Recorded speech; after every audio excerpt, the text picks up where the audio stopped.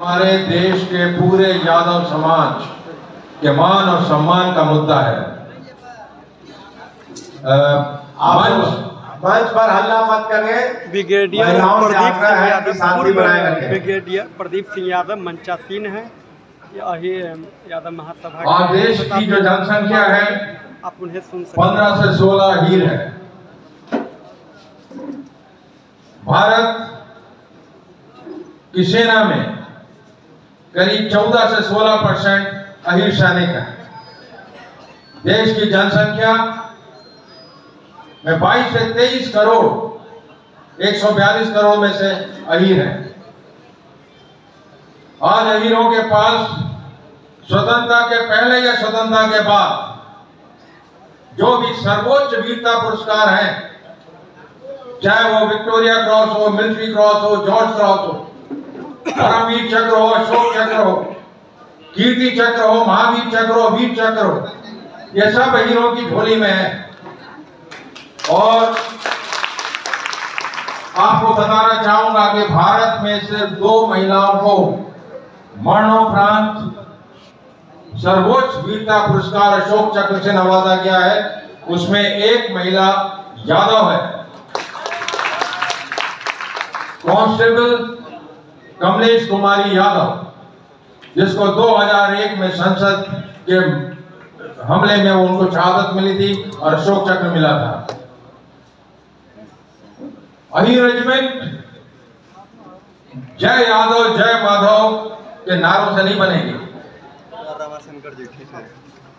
Facebook पे मैं आपसे पूछना चाहता हूं, आप लोगों में से कितने लोग हैं जिनको अहीर रेजिमेंट के इतिहास के विषय में जानकारी है? पूरी ईमानदारी से हाथ उठाइए जिनको जानकारी है।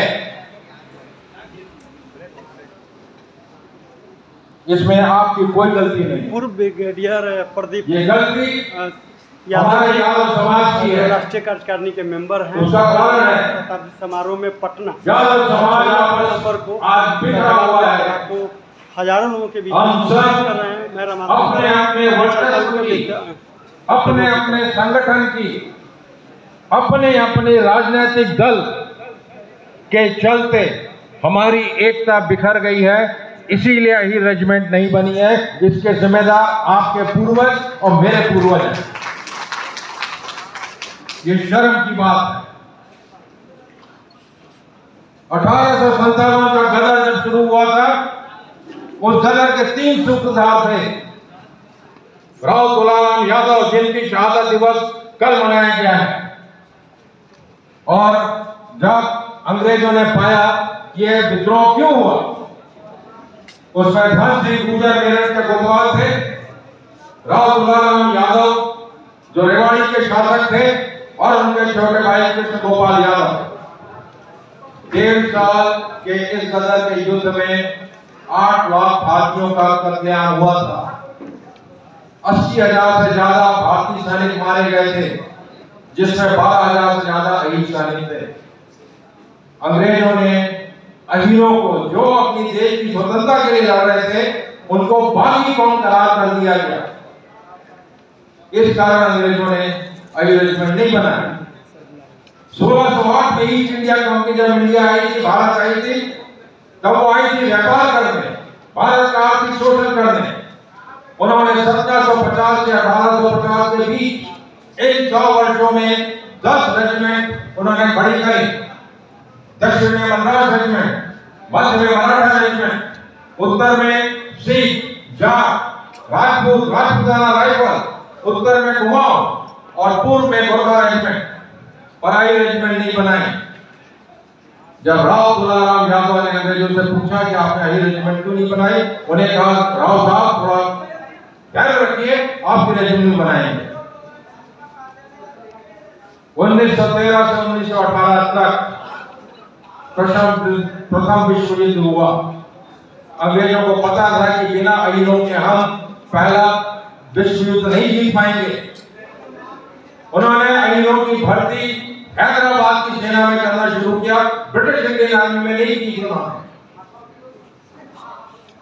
राव तुलाराम के पुत्र राव युधिष्ठिर से कहा कि आप अहीर साला खड़ा करिए, हम आपको अहीर रेजिमेंट का सेनापति बनाएंगे। राव युधिष्ठिर उनकी बातों में आ गए। पहला विश्व युद्ध अंग्रेजों ने जीता अहीरों की बदौलत। पहले विश्व युद्ध में 77,000 भारतीय सैनिक को शहादत मिली थी, उसमें से 7,500 से ज्यादा अहीर सैनिक थे। समय बीतता गया। 1924 में अखिल भारतवर्षीय यादव महासभा खड़ी हुई, जब पूरे देश के 25 बुद्धिजीवी यादवों बुद्धिजीवियों ने की एक कमेटी बनी, जिन्होंने अहीर रेजिमेंट को खड़ा करने का बीड़ा उठाया। इस्कॉन सभागार में एक पूर्व ब्रिगेडियर प्रदीप यादव जी संबोधित कर रहे हैं, हजारों लोगों के बीच में संबोधित कर रहे हैं।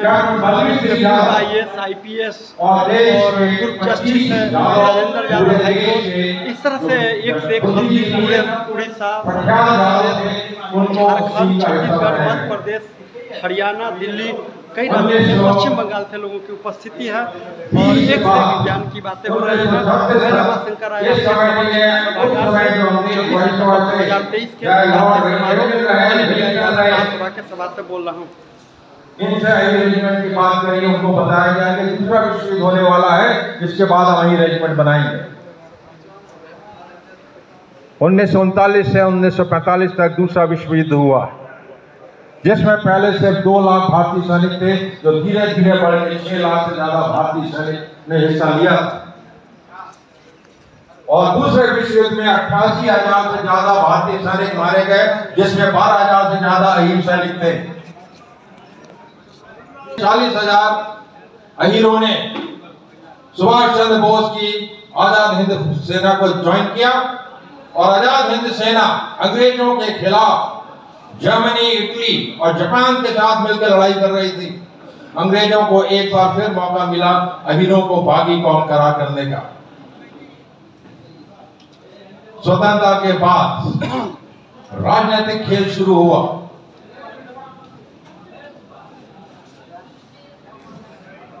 इस राजनीतिक खेल के चलते, अपने अपने राजनीतिक वर्चस्व के चलते अहीर रेजिमेंट का गठन नहीं होने दिया, क्योंकि स्वतंत्रता के पहले और स्वतंत्रता के बाद यादवों को एक दूसरे से अलग अलग खेमों में खड़ा करते गए, उनको पद देके, उनको जागीरें देके। और जब आपकी ये ताकत खुल गई, तो आप क्या उम्मीद करते हो कि ये रेजिमेंट बनेगी? सिर्फ इस तरीके के कार्यक्रम आयोजित कर लेने से अहीर रेजिमेंट नहीं बनेगी, आपको सड़क में उतरना पड़ेगा। लेकिन इससे आप लोगों को फर्क ना पड़े। पिस कौन रहा है? भारतीय सेना का जवान, अहीर जवान, जिसके कंधे में ना नाम है, ना नमक है, ना निशान है।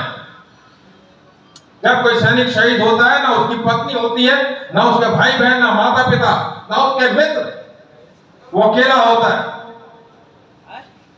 और अपने नाम नमक निशान के लिए वो तिरंगे में लिपट के वापस आता है।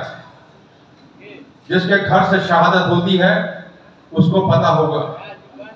इसलिए एक सैनिक होने के नाते मुझे घर में 5 लड़ाइयों में हिस्सा लिया है, चाहे श्रीलंका हो, सियाचिन ग्लेशियर हो, जम्मू कश्मीर हो, उल्फा के खिलाफ हो या कारगिल हो, जहां मैं जख्मी हुआ, पुरस्कार मिला, तो ऐसा नहीं किया, अपना कर्तव्य निभाया। आज अहीर रेजिमेंट हक तो है आपका, तो आप उस हक को पाने के लिए आपने कौन सी लड़ाई करी है? मैं आपसे पूछना चाहता हूं। यहां पे मुझे बताया गया कि बिहार में 68 यादव एमएलए हैं, अलग अलग पार्टी से। अच्छी बात, यादव होने चाहिए, चाहे पक्ष में हो चाहे विपक्ष में, उससे हमें कोई फर्क नहीं पड़ता, क्योंकि अहीर रेजिमेंट किसी पॉलिटिकल पार्टी का मुद्दा नहीं है, यह हमारे पूरे समाज का है। यह उन माता पिताओं का है जिन्होंने अपने बेटों को देश के लिए कुर्बान किया है। यह उन बहनों के लिए है जिनकी राखी भस्म हो गई है। यह उन पत्नियों के लिए है जिनका मांग उजड़ चुकी है। यह उन बच्चों की है जिन्होंने अपने माँ बाप को देश के लिए बलिदान कर दिया। क्या यह किसी राजनीतिक दल का मुद्दा है? ये पूरे यादव समाज का मुद्दा है, उनके मान सम्मान का मुद्दा है। हम लोग की जिंदगी तो 2, 4, 5, 10 साल और रहेंगे हम। चाहे वो राजनीतिक तरीके से हो, चाहे सड़क के तरीके से हो, चाहे युवाओं के तरीके से हो, चाहे महिलाओं के तरीके से हो, बहुत लोग इसके ऊपर काम कर रहे हैं। मैं आपको बताना चाहूंगा, मैनपुरी का एक लड़का है 20 साल का अभिषेक यादव, वो मैनपुरी से चल के अभी तक उसने 16 राज्यों की साइकिल यात्रा करी है सिर्फ वही रेजिमेंट के लिए। वो 10 सितंबर को रायपुर में भी आया था, जहां महिला प्रकोष्ठ छत्तीसगढ़ ने एक महिला राष्ट्रीय कार्यक्रम आयोजित किया था, जिसमें बहुत सारी हमारी बहनें आई थी। वो अभिषेक यादव अभी तक 4000 किलोमीटर साइकिल अकेला चला रहा है। वो जज्बा है। कितने युवा हैं जिनमें हिम्मत है कि आप कम से कम बिहार में साइकिल यात्रा शुरू करें यार, रेजिमेंट की। हमें भीड़ नहीं चाहिए, हमें वो जज्बाती युवा चाहिए, क्योंकि युवा देश की ताकत है। आज पूरे विश्व में युवा सबसे जवान देश है, जिसकी एवरेज उम्र सिर्फ 28 साल है। कितने युवा हैं जिनमें जज्बा है कि रेजिमेंट की हम लड़ाई करेंगे। और ये बात बता दूं, अगर कोई विषम परिस्थिति आएगी तो सबसे पहले आप अपने सामने ब्रिगेडियर यदु और उनकी पत्नी को पाएंगे। माननीय सांसद महोदय श्याम सिंह जी, ये अपने तरीके से बिना किसी का प्रोपेगेंडा किए हुए, बिना किसी को प्रचार प्रसार किए हुए इस विषय में बहुत काम कर रहे हैं। और हमें पूरा विश्वास है कि 2024 के बाद आयु रेजिमेंट बनेगी।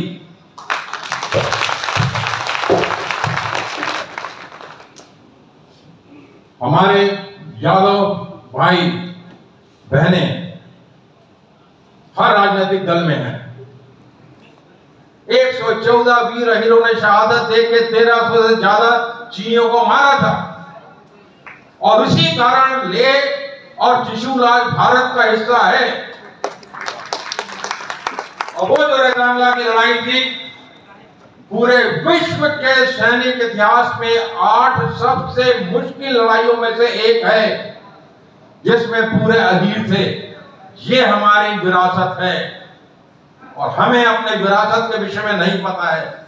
दुख होता है मुझे, कारण यही है हम बिखरे हुए। जब वो पवित्र माटी हम लाए, पूरे देश के हर प्रदेश अध्यक्ष को दिया गया और उनको बताया गया कि अगले 1 साल तक, नवंबर 2022 से नवंबर 2023 तक, वो कलश यात्रा किस तरीके से पूरे देश में चलेगी। मैं आप लोगों से पूछना चाहता हूं, कितने लोगों ने वो कलश यात्रा चलाई? और नहीं चलाई तो क्यों नहीं चलाई? किसकी गलती है ये? अगर आप एक कलश यात्रा चलाएंगे, उससे हजारों युवा आपसे जुड़ेंगे, हजारों महिलाएं जुड़ेंगी। और अहीर रेजिमेंट सिर्फ यादवों का मुद्दा नहीं है, ये पूरे देश के युवकों का मुद्दा है। आज 16% अहीर देश की अन्य रेजिमेंट में जिस तरीके से सेवारत हैं, अहीर रेजिमेंट बनने के बाद यादव युवाओं के अलावा दूसरे समाज का युवा भी अहीर रेजिमेंट में नौकरी करेंगे। लेकिन कुछ लोग अहीर रेजिमेंट को जातिवाद की परिभाषा दे रहे हैं। झूठ है, ये साजिश है, क्योंकि अहीर रेजिमेंट में अहीर आया है। दूसरी जातियां भी हैं, गोरखा है, कुमाऊं है, गढ़वाल है, बिहार है, असम है, राजपूत है, राजपूताना राइफल है, सिख है, सिख हमारी है, पंजाब है। तब तो जाति का बात नहीं आता। अहीरों के विषय क्यों आता है? कारण हम बिखरे हुए हैं। आप अपने व्यक्तिगत विचारों को, अपने वर्चस्व की लड़ाई को भूल के अगर अहीर रेजिमेंट के ऊपर आप खड़े हो जाएंगे, सरकार किसी की हो, उसको आपकी बात सुनना पड़ेगा।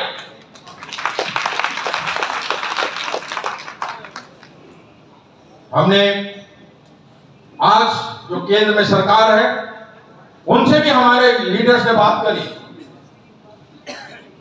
वर्तमान रक्षा मंत्री ने कहा कि हम ये रेजिमेंट नहीं बनवा सकते। जब उनसे प्रश्न पूछा गया तो उसका उत्तर नहीं था उनके पास। और यही बात हम हर राजनीतिक दल से बात कर रहे हैं और उनको यह भी मैसेज पहुंच गया है कि 2024 में वही पार्टी वोट पाएगी यादवों का जो ही रेजिमेंट बनवाएगी। और ये संदेश बड़ा स्पष्ट कठोर रूप से गया है और जा रहा है। मैंने खुद कई पार्टी के जो राष्ट्रीय नेता हैं उनसे बात करी। मैं किसी राजनीतिक पार्टी का यहां एजेंट नहीं हूं। जो मेरा मान सम्मान है वो मेरे जो मेडल सीने में लगे हैं वो मेरा मान सम्मान है। मुझे ना किसी पद की लालसा है ना मेरी कोई राजनीतिक महत्वाकांक्षा है, लेकिन नहीं रेजिमेंट बनाने के लिए मुझसे जितना हो पड़ेगा मैं करूंगा और कर रहा हूं।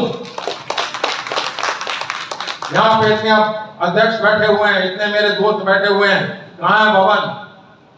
हाँ, पूर्णिया में जब पहले हुआ था मैंने बताया था कि आप कलश यात्रा निकालिए। बड़ा दुख है जो कलश यात्रा नहीं निकली क्योंकि आप लोग आपस में लड़ाई कर रहे हो। ये जो उंगली है ना, ये अगर मुट्ठी खुली होगी तो कोई भी आके आपकी इस उंगली को तोड़ देगा। लेकिन जब इन 5 उंगलियों को आप मुट्ठी बनाओगे, जो ताकत होती है और इसको अंग्रेजी में बोलते हैं फिस्ट, FIST। और फिस्ट का मतलब होता है फोर्सफुल, इंटीग्रेटेड, स्पिरिटेड टीम। जब आप एक टीम बन के इस सामाजिक मुद्दे ही रेजिमेंट की बात करेंगे, सरकार किसी की हो आपकी बात सुननी पड़ेगी। इसीलिए मैं इस मंच के माध्यम से खासकर बिहार के सभी यादवों से आह्वान करता हूं, उनसे अपील करता हूं, उनसे निवेदन करता हूं, उनसे प्रार्थना करता हूं, आप बेशक आपस में लड़ना है लड़िए। कम से कम ही रेजिमेंट और जातिगत गणना के लिए आप एक मंच पे आइए। जब आप आएंगे आपकी बात को सरकार को सुनना पड़ेगा। नारों से, इस प्रकार के कार्यक्रम से यही रेजिमेंट नहीं बनेगी। इस प्रकार से भी पूर्वी बहुत से लोग ये कह सकते हैं कि साहब बड़े यादव जी संबोधित कर रहे हैं और क्यों ना हो, काफी कुछ अही रेजिमेंट पर बोल रहे मैंने अपना खून बनाया है। हमारे हजारों लाखों अहीरों ने देश के लिए खून बहाया है, तो क्यों ना भावे घूमे। जिंदाबाद। जो आपके घर में कोई शब्द